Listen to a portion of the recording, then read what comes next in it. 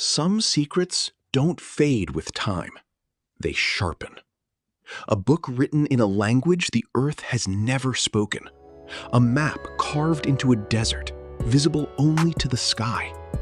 A computer found at the bottom of the sea, built 12 centuries before its time.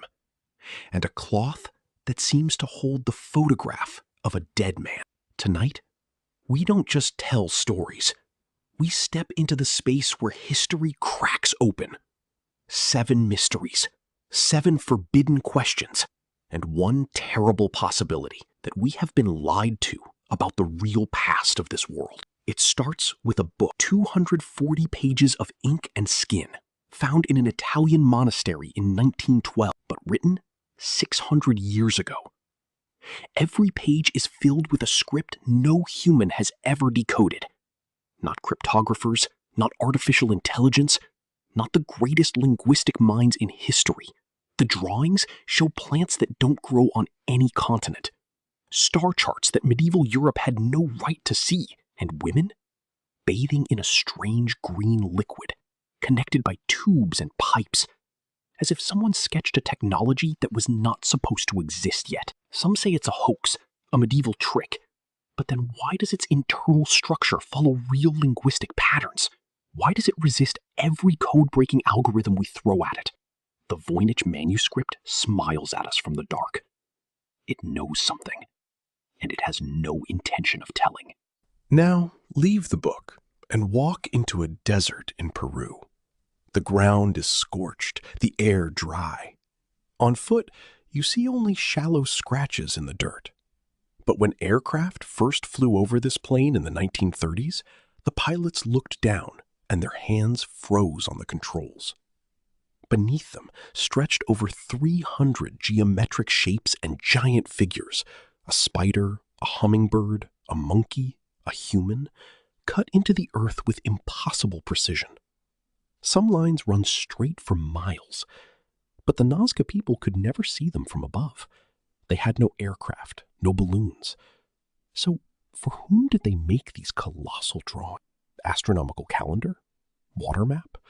Or a landing signal, visible only to the eyes in the sky?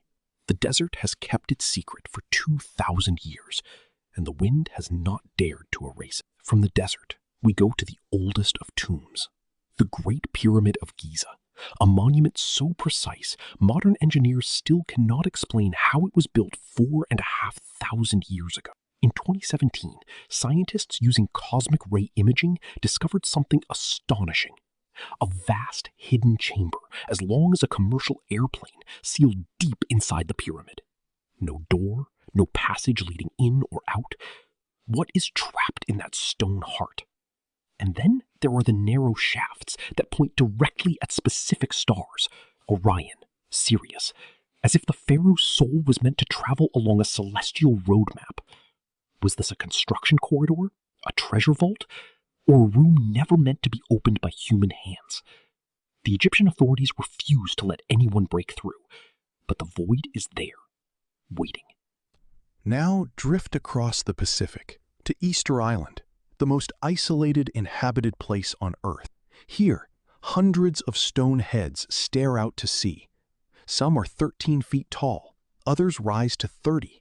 Some weigh 80 tons, all carved with primitive tools and moved miles over rough ground. The islanders say the statues walked to their places.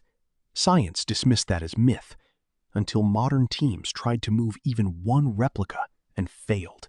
And then a deeper truth surfaced. These aren't heads at all. Beneath the soil, full bodies are buried, squatting, waiting, as if the giants are slowly sinking back into the island. Were they ancestor guardians? Emblems of power? Or a message left behind by a culture that vanished, leaving only stone eyes to watch for something that never came? Now, the ocean itself turns hostile.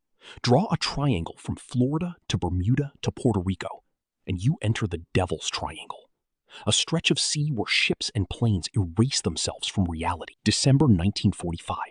5 Navy bombers on a routine training flight. The pilots radio and The compass is spinning. The sea looks wrong. We don't know which way is home. Then, silence. A rescue plane sent after them vanishes the same way. No wreckage, no bodies. USS Cyclops, a massive Navy ship with over 300 men, gone without a single distress call. Methane bubbles? Magnetic anomalies? Or is there something beneath those waters that takes what it wants and leaves no trace? The Bermuda Triangle asks no permission, and it gives no explanation. From the deep sea, we come to a single piece of fabric, the most controversial cloth in human history, the Shroud of Turin.